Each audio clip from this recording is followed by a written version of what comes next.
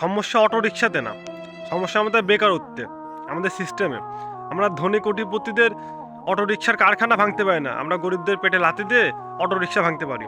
একটি গুরুত্বপূর্ণ কথা, দয়া করে একটু শুনে যাবেন সময় করে।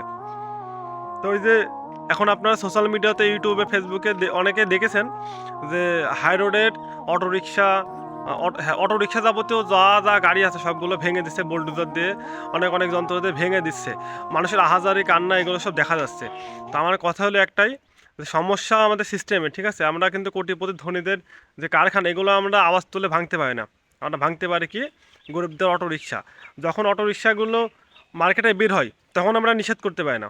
যখন এই গরিবরা সমিতির উপরে কিস্তি তুলে তুলে এই গাড়িগুলো কেনে কেনে পরিবারের যোগান দেয় এবং জীবিকা নির্বাহ করে, আমরা তখনই কী করি, তখন আমরা ভেঙে দিয়ে এই অটো রিক্সাগুলো গরিবদের পেটে লাথি দিই।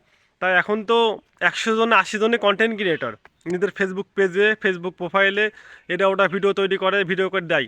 তো আমার কথা হলো একটাই, যদি আপনারা এই পর্যন্ত ভিডিওটা দেখেন তো দয়া করে সবাই সব জায়গা থেকে আওয়াজ তুলুন।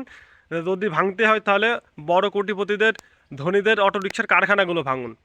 এই গরিব দুঃখীদের পেটে লাথি দিয়ে কোনো কিছু সমাধান করা যায় না। আর প্রতিবার তো গরিব দুঃখীদের পেটে লাথি দেওয়া হয়।